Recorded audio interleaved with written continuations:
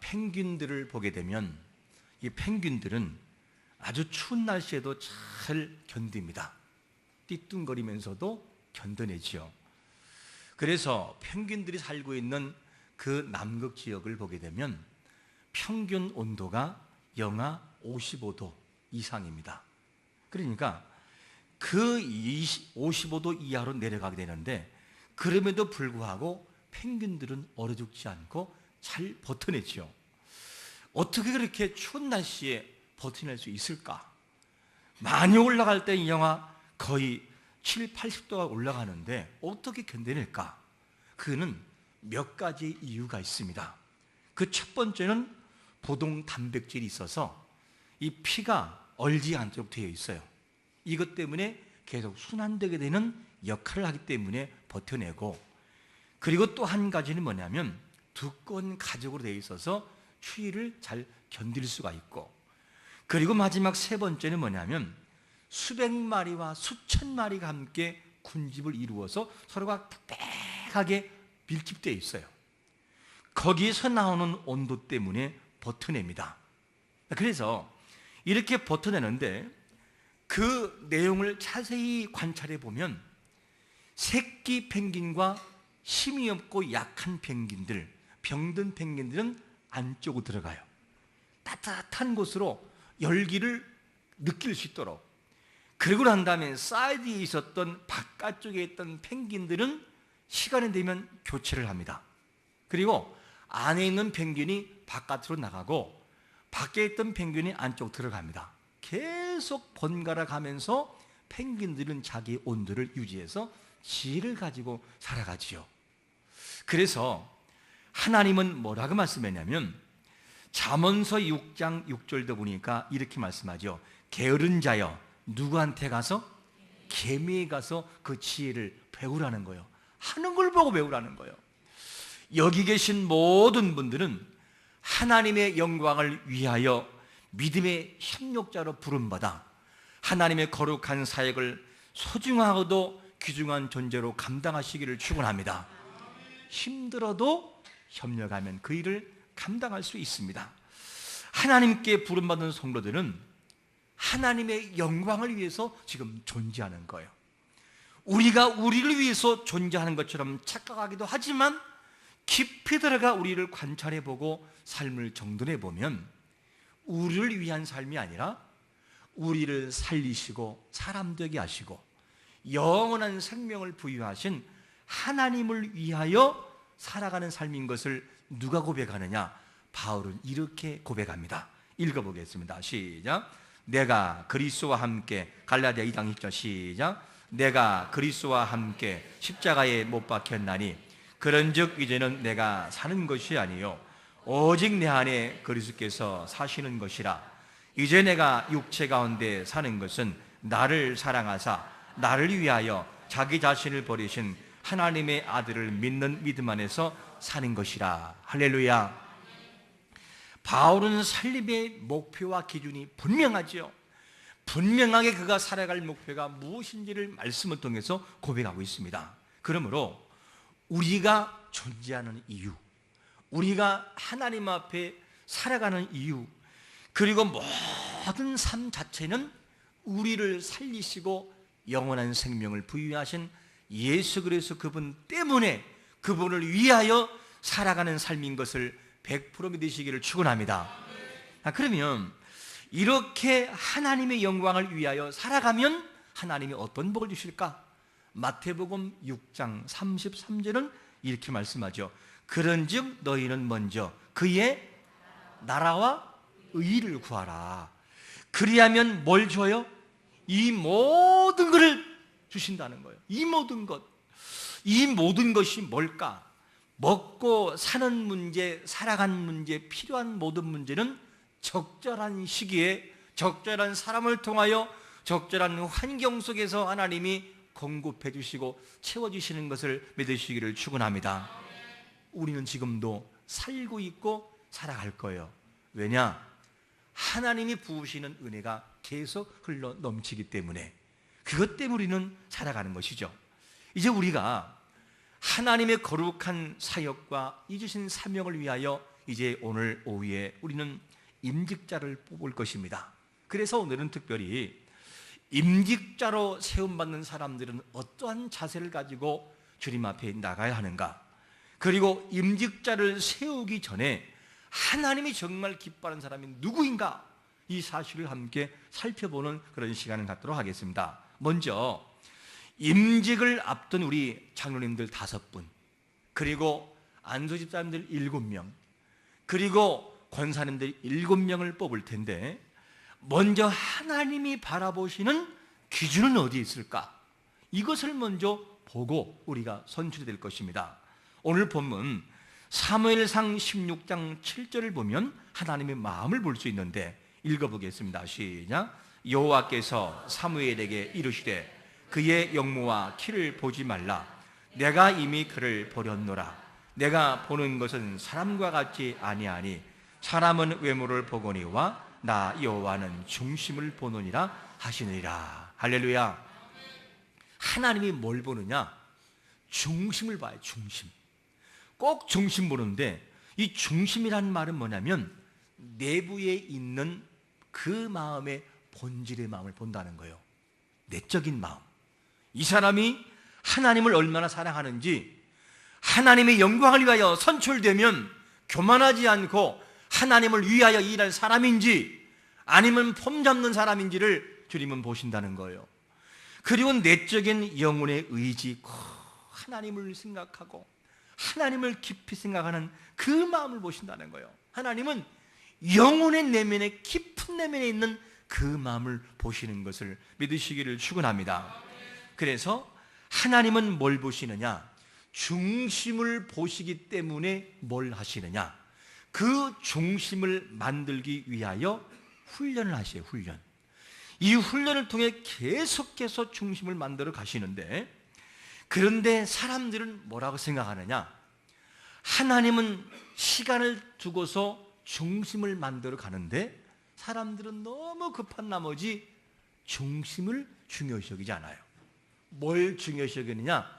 지금 여기에서 내가 여기 서야만 되고 내가 이 자리에 서야만 된다라고 하는 급한 마음을 가지고 살아가요. 물어볼게요. 아이들이 먹고 싶은 사탕 있으면은 자기만 생각해요? 부모님이 돈이 없는 걸 생각을 해요? 자기만 생각하고 당장 내놓으라는 거예요. 당장. 아니 아가야, 지금 돈이 없단다. 아니, 내놓으라는 거예요. 이거와 같은 모습을 가지고 살아갈 때가 너무나 많아요. 여러분, 중요한 것은 뭐냐면 하나님 앞에 준비된 사람이 돼야 하나님이 쓰시는 것을 믿으시기를 축원합니다. 준비가 돼야 돼요. 마음이, 중심이 준비가 되고. 그러나 사람들은 내 기분과 내 체면 때문에 돼야 된다는 거예요. 이렇게 사람들은 자기 고집을 세울 때가 참 많이 있습니다. 여러분, 하나님이 모세라는 사람을 준비시키기 위해서 몇 년을 훈련시켰죠? 80년의 세월을 그를 훈련시킨 거예요. 모세는 태어날 때부터 훈련된 사람이에요. 태어날 때부터. 응애하고 태어난 순간부터 훈련을 받은 사람이에요. 왜? 죽음의 고비를 하나님이 역사를 만들어가기 위해서 그는 경험한 사람이고, 그리고 태어남과 동시에 어디로 들어가느냐? 애굽의 그 궁으로 들어갑니다. 왕자처럼 살아가는 최고의 삶을 살아가지요. 그런데 그 속에 들어가서 그 모세가 훈련되어지는데 하나님의 마음에 맞는 중심으로는 훈련되지 않았어요. 뭐가 되느냐? 외적인 조건에 대해서 전술, 생각, 가치 이런 것에 대해서는 훈련됐으나 하나님이 보시기에는 훈련되지 않았어요. 나와가지고 딱 하는 순간 그냥 혈기를 부려버리잖아요. 그러니까 사람을 죽여버리고. 이렇게 되다 보니 하나님이 너 아직 멀었구나. 그 하나님이 미디안으로 들어가 40년을 다시 훈련시켜요. 거기서 낮아지기 시작을 하고 진짜 하나님을 보기 시작을 하고 자기를 보기 시작을 합니다. 이렇게 낮아진 모습을 통해서 그가 나왔을 때 하나님 앞에 나와서 80세의 글을 쓰시는데 40대에 불렀을 때는 그가 혈기가 살아있었으나 40년이라는 훈련을 통해서 다시 부름받아 하나님의 모세를 부를 때 모세야 라고 시내산에서 부를 때에 뭐라 합니까? 모세는 하나님 앞에 모세야 내가 너에게 할 일이 있다. 저 애굽을 향해 가야 된다. 너는 가거라 라고 말씀하실 때 모세가 할렐루야 진작 부르시죠. 내가 얼마나 기다린 줄 아십니까? 이렇게 했을까요? 하나님 저 못 가요. 못해요. 그랬을까요? 못한다는 거예요. 이게 무슨 말이냐면 40세 때는 완전히 살아있어 자기가 하려고 그랬어요. 그런데 80세가 돼서 40년 한다는 과정을 마친 다음에는 그가 완전히 깨어져 버려요. 자기 자신이 없고 자기 자신이 무너지지요. 그래서 하나님께서 가라 그러면 하나님 못 가요. 저 못 가요. 손 내밀어 봐봐. 손이 있지? 손 집어넣어봐. 뭐가 바래요? 문둥병이 바라고. 다시 손 넣어봐봐. 손이 깨끗해져요. 내가 너와 함께해. 문둥병이라는 이 질병은 당시에 신의 저주였어요. 그런데 그 모든 병을 신께서 해결한다는 거죠. 이거를 보여주는 하나님 나 못 간다는 거예요. 지팡이 있지? 던져봐봐. 뭐가 돼요? 뱀이 돼요. 보세요. 내가 너와 함께 할게. 가라. 하나님 나 못 가요. 네 형 있지? 아론은 붙여줄게. 가라. 못 간다는 거예요. 이러면서 사역을 함에 있어서도 처음부터 나서지 않고 아론이 대행을 하다가 뒤늦게 모세가 해버리죠. 자, 왜 이렇게 됐을까? 모세는 처음부터 이런 사람은 아니었어요. 처음에는 살아있었던 자기 중심적인 사람이었으나 그가 완전히 훈련되고 난 이후에는 하나님 중심으로 바뀌었기 때문에 이런 겸손함이 나왔던 것입니다. 여러분, 하나님이 쓰시는 사람은 중심이 준비된 사람인 것을 믿으시기를 축원합니다. 하나님의 영광을 위해서 그렇게 해야 된다는 것이죠. 그러므로 하나님은 어떤 사람을 쓰십니까? 정말로 중심으로 준비된 사람을 쓰신다는 것. 이게 하나님이 쓰시는 사람인 것입니다. 그러면 먼저 가는 것이 그렇게 중요할까? 먼저 돼야만 되나? 라는 질문을 던지면서 우리는 이런 예를 들어봐야 되죠. 가인과 아벨 중에서 누가 먼저였죠? 가인의 형이었어요. 그런데 가인의 마음속에는 하나님이 기뻐하는 마음이 없었습니다. 하나님이 자기의 모든 제사의 제물을 받지 않는 순간 미움이 딱 올라와 버려요. 그리고 동생을 죽이기로 아예 그냥 마음을 먹어버려요. 그러니까 이 가인의 마음속에는 장남이라고 하는 너무나 많은 누림이 있었는데, 복에 복이 있었는데 먼저 된 자라고 하는 이 모든 것을 가지고 자기 자신을 관리하지를 못해요. 여러분, 먼저 가도 관리하지 못하면 무너지는 거 여러분 아셔야 돼요. 그러나 아벨의 마음속에는 마음의 준비가 되어 있었어요. 여러분, 이걸 바라볼 때 먼저 가는 것이 우선이 아니라 제대로 준비되는 것이 우선인 것을 믿으시기를 축원합니다. 그렇기 때문에 하나님은 중심을 본다는 거예요. 중심. 이 중심을 반드시 보셔서 그 일을 감당한다 하는 것을 우리에게 소개해주고 있습니다. 사울과 다윗은 어떨까? 사울이 먼저 왕이 됐어요? 다윗이 먼저 왕이 됐어요? 사울이 먼저 왕이 됐어요. 그런데 먼저 갔던 사울의 마음속에는 중심 자체가 하나님이 아니었어요. 자기가 중심이었어요. 그러니까 모든 일을 행할 때마다 하나님께 영광이 아니라 자기 영광이에요. 자기 비석을 세우고 자기가 좋은 대로 고르고 선택하고, 하나님은 뒷전이었어요. 쓰고 남은 그 삶을 가지고 하나님을 챙기는 그런 모습이었어요. 그러니 어떻게 그런 사람을 계속해서 왕으로 쓸 수가 있겠습니까? 그래서 결국에는 하나님께서 이 사울을 버려버리죠. 정말로 왕이 된 이유는 백성들을 잘 다스려서 그 백성으로 하여금 하나님을 알게 하는 것이 목적이거든요. 근데 사울은 그런 마음이 없어요. 솔로몬은 하나님 앞에서 나아갈 때, 솔로몬아, 내가 너에게 뭘 주기 원하냐? 예, 하나님, 저는 왕이기 때문에 잘 다스릴 만한 지혜가 필요합니다. 이렇게 지혜를 구하는데 사울은 뭐냐면 매사에 하나님이 빠져있고 자기가 항상 중심에 서 있어요. 그러니까 결국에는 먼저 됐지만 버림받는 것을 보게 됩니다. 다윗은 반대로 죽임을 당하는 위기에 있었으나 하나님은 다윗을 들어서 그 소중한 자리에 세워놓아요. 왜? 중심이 되어 있으니까. 이게 하나님이 쓰시는 사람이라 하는 것을 알 수가 있습니다. 그러므로 거룩한 성도들은 살아가면서 어느 하나만 중요한 것이 아니에요. 하나님만 사랑하는 것도 중요한 것도 아니고 사람만 사랑하는 것도 중요한 것이 아니에요. 하나님의 말씀 속에는 대계명과 대사명이 있어요. 그게 뭐죠? 그 대계명과 사명은 뭐냐면 내 마음을 다하여 그리고 내 목숨을 다하고 내 힘을 다하여 누굴 사랑하라? 너희 하나님을 사랑하라. 그리고 내 이웃을 뭐같이? 내 몸같이 사랑하라.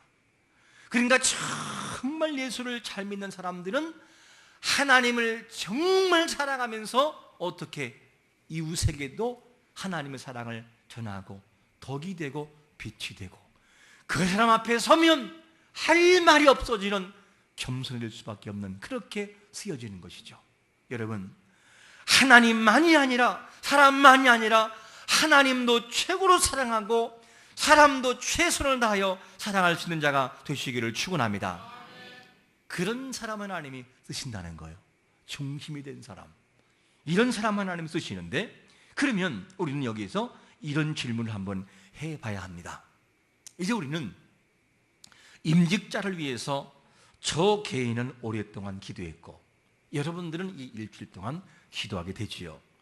그러면 분명히 이제 오후가 되면 이 자리에서 다 구별이 되겠죠. 어떤 사람은 선출이 돼서 할렐루야 감사합니다 감격하고, 어떤 사람은 도리어 마음에 속상한 마음이 이 마음속에 서서히 올라오기 시작을 할 거예요. 그런 사람도 있겠죠. 그러나 저는 바라건대 100% 되기를 축원합니다. 하나님 하시면 되겠죠. 그런데 중요한 것은 뭐냐면 선출되고 난 다음에 선출된 사람들의 마음가짐은 내가 잘나서 뽑힌 거지. 내가 이 중에서 그래도 우리 신탄중앙장로교에서 3분의 2를 득표해서 된 내가 사람이거든. 자부심을 가지려고 하는 마음이 끌랑 지금 하에 내려놓기 바랍니다. 그리고 또 이 모든 것이 나는 기대했으나 하나님이 애야 너는 조금 더 훈련해야 된다, 다음 기회에 내가 너를 세워주마 라고 한다면 그 속에서 우리는 겸손한 마음을 가지고 아멘 하고 수용할 수 있는 자세가 필요하죠. 먼저 선출된 사람의 마음가짐은 어떻게 되느냐? 우월의식 속에 빠져서는 절대로 안 되는 거죠. 왜 우월의식 속에 빠지면 안 되느냐? 오늘 말씀을 보게 되면 뭐라고 말씀하냐면 사무엘상 16장 11절은 이렇게 말씀하고 있습니다. 시작. 또 사무엘이 이새에게 이르되 내 아들들이 다 여기 있느냐? 이새가 이르되 아직 막내가 남았는데 그는 양을 지키나이다. 사무엘이 이새에게 이르되 사람을 보내어 그를 데려오라. 그가 여기 오기 전까지는 우리가 식사 자리에 앉지 아니하겠노라. 다윗이라고 하는 사람이 기름을 부음 받거든요. 그러면 다윗이라고 하는 사람이 다른 이 형들보다 외적으로 그렇게 뛰어났을까? 그렇게 훌륭했을까? 잘나서 그가 됐을까? 아니라는 거죠. 그러면 보겠습니다. 다윗이라고 하는 사람이 왕이 되기 전에 즉 기름을 붓기 전에 어떤 취급받았냐면 선지자라고 하는 사무엘의 눈에도 안 들어왔던 사람이었어요. 그리고 자기 아버지인 이새 앞에도 인정받지 못하는 아들이었고, 그리고 형들에게도 인정받지 못하는 기름 부음 받고자 할 때에, 다른 말로 말하면 왕으로서 선을 볼 때에 후보자도 들어가지 못하는 사람에 불과했습니다. 이게 누구냐? 다윗의 모습이었습니다. 관심에서 제외된 사람이 누구냐? 다윗이라는 거죠. 그런데 왜 그는 왕이 됐습니까? 사람으로 바라볼 때는 제외되는 사람이었으나 하나님이 적용할 때 뭘 적용했느냐? 중심이라고 하는 기준을 가지고 적용했으므로 된 것을 믿으시기를 축원합니다. 중심을 적용하니까 다윗이 왕이 된 거지. 사람의 외면의 자격과 조건만 바라본다면 그는 왕이 될 수가 없었어요. 이게 다윗이 왕이 된 기름 부음 받은 모습이었다는 것을 알 수가 있습니다. 다윗은 외적으로 인정받지 못하는 그런 사람이었지요. 다윗은 외적으로 아버지에게도 이 형들보다 인정받지 못하고 형들과 겨루어서 함께 걸어갈 수 없는 사람인 것을 보게 됩니다. 그러니까 다윗보다 훨씬 갖춘 형들이 나와요. 쭉 나오니까 그 다음에 사무엘 선지자가 하는 말이 뭔 줄 아십니까? 이런 말을 해요. 이렇게 물어요. 내 아들들이 이거밖에 없냐? 다 나왔냐? 그럴 때 아닙니다. 하나 막내가 있기는 있어요. 그런데 그 막내는 뭐 하고 있어요? 양을 치고 있다는 거죠. 그러니까 아버지의 생각 속에는 벌써 이새의 마음속에는 기름 부음 받을 자라고 하는 것을 알아요? 몰라요? 모르고 있어요. 다윗은 설마 다윗이 그럴 줄은 모르고 있던 거지요. 이것이 아버지 이새의 마음이었습니다. 이것을 바라보고 데려오라는 거예요. 안 데려오면 우리가 먹지 않겠다. 여러분, 이것을 바라보면 하나님 앞에 왕이 되는 것도 그렇고 임직을 받는 것도 그렇고 진정한 인생의 은혜는 뭐냐? 하나님으로부터 주어지는 은혜가 주어질 때 은혜인 것을 믿으시기를 축원합니다. 그래서 구원도 은혜인 것을 고백할 때 이 바울은 뭐라고 고백하냐면 이렇게 고백합니다. 고린도전서 15장 10절은 이렇게 고백합니다. 시작. 그러나 내가 나된 것은 하나님의 은혜로 된 것이니 내게 주신 그의 은혜가 헛되지 아니하여 내가 모든 사도보다 더 많이 수고하였으나 내가 한 것이 아니요 오직 나와 함께 하신 하나님의 할렐루야. 구원의 반열이 세워지는 것도 하나님의 전적인 은혜요, 임직자로 선출돼서 임직자가 되는 것도 100% 하나님의 은혜인 걸 믿으시기를 축원합니다. 그렇기 때문에 우리는 선출됐어도 우쭐될 거 없어요. 잘나서 우월해서 된 것이 아니라는 거죠. 그러면 된 사람이 우월하고 안 된 사람은 안 우월할까요? 아니에요. 어떤 때는 안 된 그 사람이 더 잘날 수 있어요. 그런데 하나님이 그때에 필요한 사람이기 때문에 그 시각에 부른 것뿐이라 그 말이죠. 이 자세를 가지고 겸손해야 돼요. 된 사람도 겸손하고 더 낮아지고 더 섬기는 자세가 될 때 하나님이 그 사람을 일생 쓰는 것을 믿으시기를 축원합니다. 은혜가 뭘까? 은혜는 로마서 3장 24절에 보니까 이렇게 말씀하죠. 그리스도 예수 안에서 있는 성령으로 말미암아 하나님의 은혜로 무엇이 값없이 의롭다 하심을 받은 것이 은혜라는 거예요. 그러니까 하나님의 은혜는 뭐냐면 나의 노력으로부터 출발되는 것이 아니라 하나님의 은혜로부터 나에게 임하는 것을 보고 내가 펼쳐질 때 이것을 은혜라고 하는 거예요.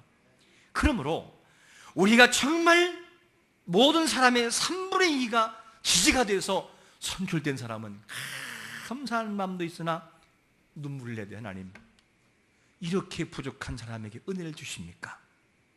자격이 없는 자에게 은혜를 주십니까? 이 겸손함이 주님이 오실 때까지 임하면 정말 여러분들은 세상에서 가장 존귀한 사람으로 쓰는 것을 믿으시기를 축원합니다. 그게 은혜를 받은 사람이 누려야 할 겸손함의 마음이라는 것이죠. 그러므로 다윗은 사람의 기준으로 바라볼 때는 형들과도 동등하게 설 수 없는 사람이었어요. 형들이 훨씬 나은 사람이었고 형들이 훨씬 잘난 사람이었어요. 그 자리에서 제외된 사람이 바로 누구냐? 다윗의 모습이었습니다. 그런데 하나님은 중심이 됐기 때문에 그 사람을 세우는 것이죠. 이걸 바라본다면 투표가 된 사람은 더 겸손해야 되고, 거기에서 몇 표가 부족해서 안 된 사람은 실망할 이유가 없어요. 왜냐? 하나님은 필요한 사람을 그때 그 시기에 세우신 분이기 때문에 하나님의 세우심은 우리의 생각으로 이해할 수 없어요. 묻겠습니다. 미장할 때는 톱이 필요해요? 삽이 필요해요? 흑손이 필요해요? 흑손 또는 흑칼이라고 하잖아요. 쫙 미는 흑칼이 필요하지 삽이 필요한 게 아니에요. 도끼가 필요한 게 아니고, 도끼가 훨씬 흑손보다 파워가 있으나 그때가 있어요. 하나님 부를 때가. 그렇기 때문에 하나님이 세우는 것이고, 못을 박을 때는 망치가 필요하지 삽이 필요하지 않아요. 도배를 할 때는 풀과 부드러운 붓과 빗자루가 필요하지 sob으로 긁었다가는 다 망가져버려요. 못나서가 아니라 필요한 그때가 있기 때문이고 필요한 사람이 있기 때문인 것입니다. 그러므로 되는 사람도 할렐루야 아멘 은혜입니다. 몇 표 부족해서 안 된 사람도 하나님 감사합니다 아직은 아닙니까? 다음에 그럼 기대하겠습니다 하며 준비하는 자세 될 때 거룩한 교회가 아름다워지고 행복한 것을 믿으시기를 축원합니다.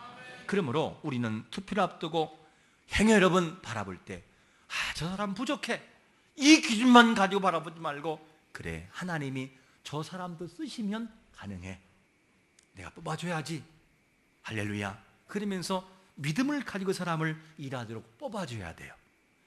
그냥 한 5명을 뽑아야 되는데 한 사람만 뽑지 말고 할렐루야 그러면서 다 되는 마음을 가지고, 겸손한 마음을 가지고 많이 뽑으시기를 축원합니다. 그렇게 하셔야 돼요. 그리고 일을 잘하는 사람이 있으면 더 잘하라고 또 뽑아주고, 이렇게 돼서 부족한 사람 하나님이 믿어주고, 중심은 돼 있겠지, 저 중심 보시고 쓰는 하나님은 저 사람을 쓰실 거라는 마음과 기대를 가지고 뽑으면 하나님이 그 사람도 모세처럼 만드시고, 다메섹 도상에 있던 핍박하던 사울처럼 하나님이 만드시는 것도 있는 것을 믿으시기를 축원합니다. 그래서 정말로 이렇게 하나님이 쓰신다고 하는 사실을 항상 잊지 않고 우리는 이 함께 임직에 투표를 임해야 되는 것이 우리가 해야 할 몫인 것입니다. 그러므로 오늘도 이 말씀을 기억하면서 정말로 됐다고 높은 마음 가질 필요도 없고 안 됐다고 좌절할 필요도 없다는 것이죠. 이 마음만 중심만 탁 서 있으면 하나님이 그를 불러 세워놔요. 왜? 중심이 되면 하나님은 부르신다는 거죠. 그러면 이렇게 임직으로 선출된 사람들이 앞으로 살아가면서 마음에 가져야 될 마음가짐은 정말 사모할 것은 무엇일까?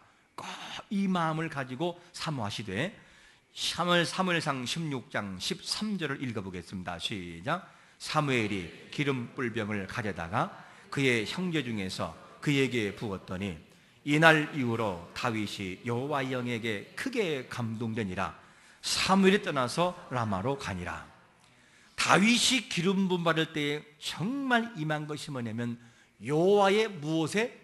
영에 크게 감동됐다는 거예요. 여호와 영에, 성령에 감동돼서 하나님의 일을 하겠다는 것을 우리에게 소개해주고 있습니다. 여러분, 하나님의 거룩한 사역은 사람의 힘으로만 감당하는 것이 아니라 성령의 능력을 통하여 감당할 때 능력이 일어나는 것을 믿으시기를 축원합니다.